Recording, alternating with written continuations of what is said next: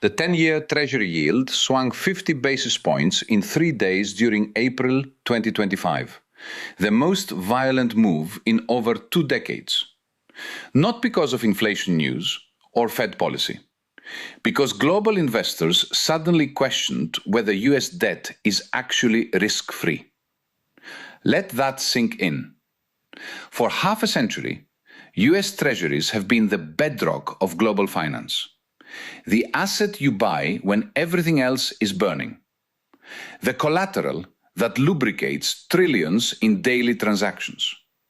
The instrument central banks hoard because it's supposed to be safer than cash itself. And in April, during a stock market rout, precisely when treasuries should have rallied, they collapsed. Yields spiked. Liquidity evaporated. The safest asset on earth suddenly looked dangerous. This wasn't a technical glitch. It was a warning shot. The treasury market is experiencing a structural crisis, driven not by temporary shocks, but by the irreversible erosion of dollar hegemony. And the consequences will reshape power, debt, and sovereignty worldwide. What actually happened in April? Donald Trump announced sweeping tariffs with no clear strategy. Markets panicked, stocks plunged, recession fears mounted. And in any normal world, that panic would send investors rushing into treasuries, driving yields down and prices up. Instead, the opposite occurred. The 10-year yield rocketed from below 4% to 4.5% in 72 hours. The biggest 3-day spike since December 2001, right after Enron's collapse. Treasuries didn't act as a safe haven. They acted like a risk asset being dumped. Why? Because investors looked at Trump's tariffs and saw not just a trade war, but a fiscal catastrophe. Tariffs threaten growth, which shrinks tax revenues. They risk retaliation, which damages exports. They complicate the Fed's job. Do you cut rates to support the economy or hold tight to fight tariff-driven inflation? And all of this lands on a government already running nearly $2 trillion deficits, with debt exceeding 120% of GDP. The treasury market didn't sell off despite the chaos. It sold off because of the chaos. And because the chaos revealed how fragile America's fiscal position truly is. But the real story isn't Trump's tariffs. It's what happened beneath the surface when volatility struck. The treasury market's plumbing seized up. Liquidity, the ability to buy or sell without moving prices, vanished. The spread between treasury yields and overnight interest rate swaps, a key measure of market stress, blew out. Why? Because the treasury market no longer functions like a genuine market. It functions like a highly leveraged, dealer-dependent, Fed-backstopped house of cards. Here's how the machinery works. Hedge funds borrow hundreds of billions in overnight repo markets to buy treasuries, betting on tiny yield differences. Dealers, the big banks, intermediate these trades, holding inventory and providing liquidity. But when volatility erupts, hedge funds get margin calls and must unwind their positions fast. Dealers, facing their own risk limits, pull back. Suddenly, there is no bid. Prices gap. Yields spike. And the only entity capable of stabilizing the market is the Federal Reserve, which must step in as buyer of last resort. And that's exactly what happened. In December 2024, just months after declaring victory on quantitative tightening, the process of shrinking its balance sheet, the Fed announced it would purchase $40 billion of treasury bills every month to rebuild bank reserves. Translation: the Fed is back to money printing. Not because inflation is collapsing or because the economy needs stimulus, but because the Treasury market cannot function without the Fed's permanent life support. The world's deepest, most liquid market is now dependent on a central bank that owns over $4 trillion of the very securities it's supposed to be objectively pricing. But even the Fed can't fix the deeper problem. Foreign central banks are no longer the automatic buyers they once were. For decades, the US ran enormous trade deficits, shipping dollars overseas. Foreign governments accumulated those dollars and recycled them into treasuries. It was a beautiful arrangement. America got cheap goods and cheap financing. Exporters got access to US consumers. And the treasury market enjoyed a permanent, price-insensitive bid from central banks who needed dollars for trade and reserves. That system is breaking down. China has cut its treasury holdings in half over the past decade, from roughly $1.6 trillion to under $800 billion. Foreign official institutions sold $50 billion of treasuries in December 2024 alone. Meanwhile, private foreign investors bought $130 billion. Do you see the divergence? Governments are selling, private investors are still buying, but only at higher yields. The captive bid is disappearing. The US must now compete for capital on the open market. And here's where the doom loop kicks in. Rising yields mean rising interest costs. The US government now spends $970 billion per year just on interest payments. That's more than it spends on defense, more than it spends on Medicaid. It's the third largest item in the federal budget, and it's growing exponentially. In 3 fiscal years, interest payments jumped 83%, from under $500 billion to over $900 billion. At current trajectories, within 5 years, interest will be the single largest federal expenditure. Now add this. Half of the outstanding US debt matures by 2026. That means the Treasury must refinance trillions of dollars of bonds issued at low pandemic-era rates, with new bonds at today's much higher rates.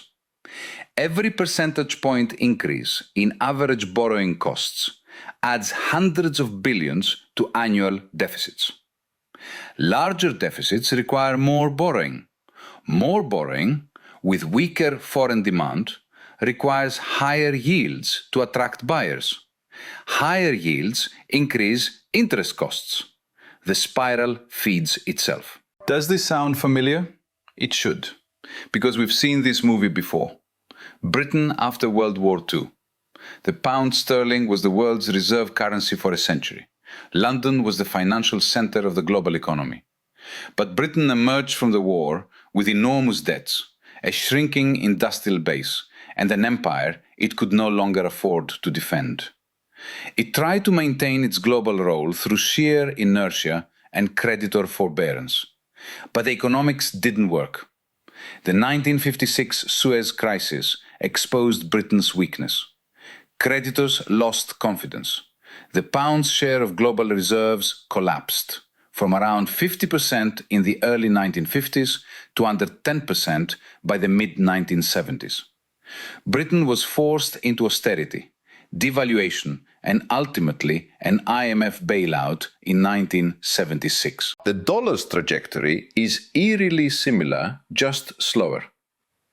The dollar's share of global reserves has fallen from 71% in 2000 to 57.4% in the third quarter of 2024, the lowest level in 30 years. That might not sound dramatic, but remember, these are percentage points of an ever-growing pool. In absolute terms, central banks still hold trillions in dollars. But at the margin, where prices are set, they are diversifying. And that marginal shift is what matters. Why is this happening? Because dollar hegemony was never natural, it was engineered.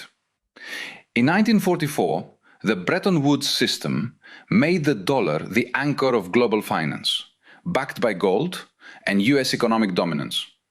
When that collapsed in 1971, Henry Kissinger struck a deal with Saudi Arabia. The Saudis would price oil in dollars and recycle their revenues into US Treasuries. In return, America would provide military protection. The petrodollar was born. Suddenly, every country needed dollars to buy energy. Oil exporters accumulated dollars and automatically bought treasuries. The system created captive demand for US debt, regardless of US fiscal policy. But that architecture is crumbling. Energy flows are shifting to Asia. Payment systems are diversifying. And after the US froze $300 billion of Russian reserves in 2022, using the dollar as a weapon, central banks worldwide started asking, if we anger Washington, could our reserves be seized too? The answer was obviously yes. And that realization turbocharged de-dollarization. This isn't rhetoric, it's operational reality.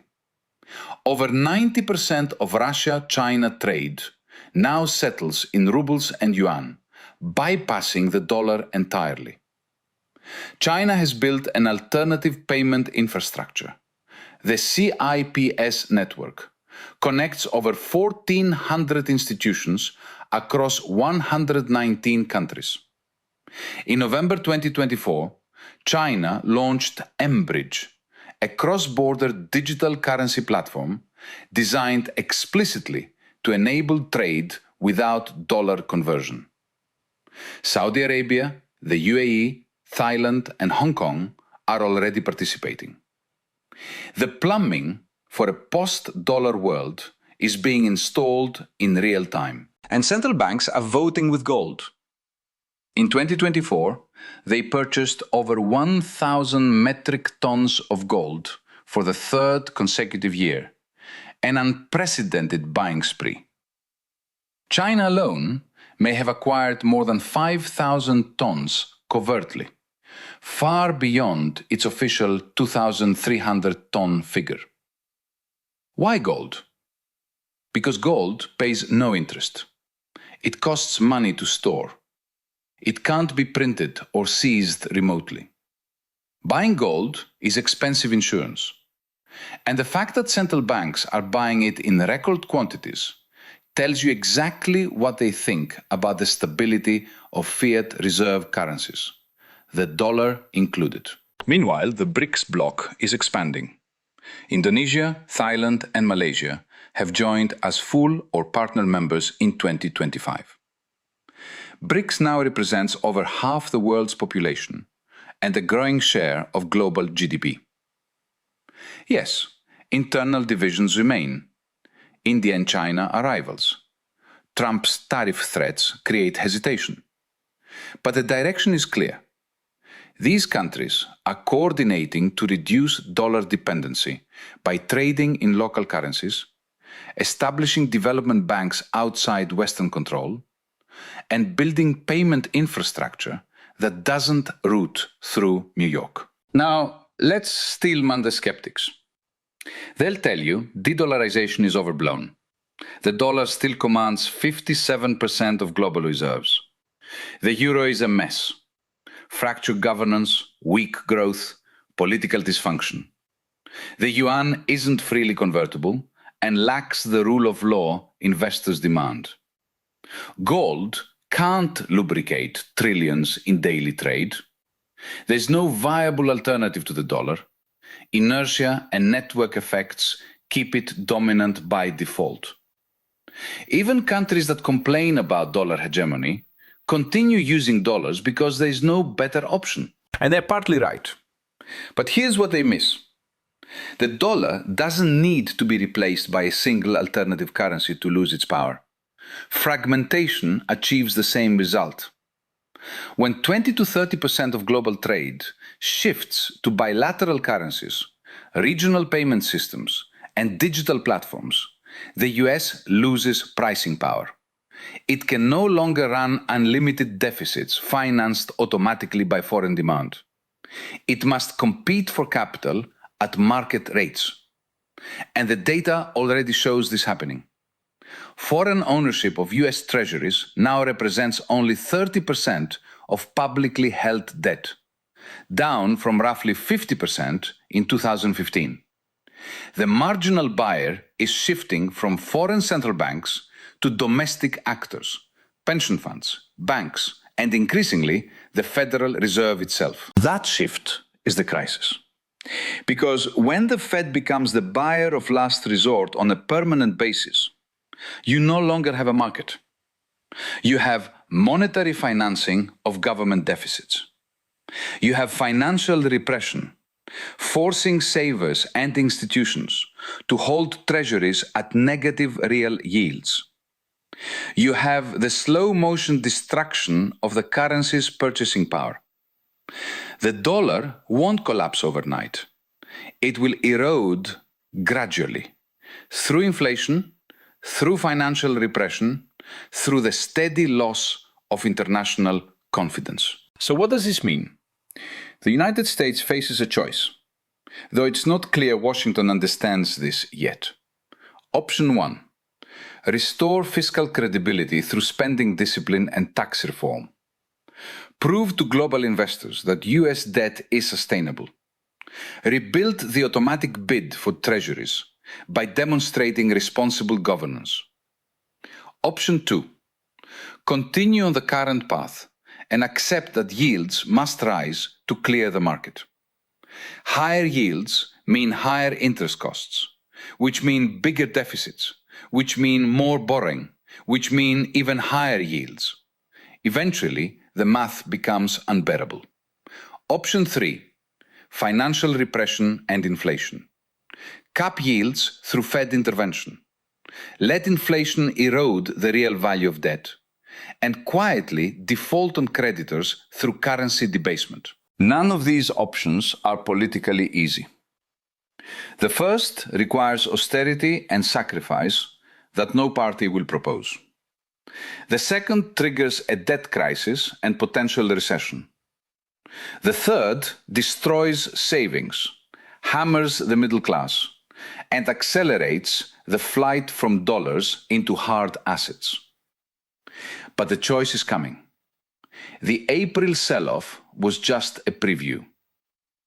With federal debt at 122% of GDP and structural deficits approaching $2 trillion annually, the arithmetic leaves no escape.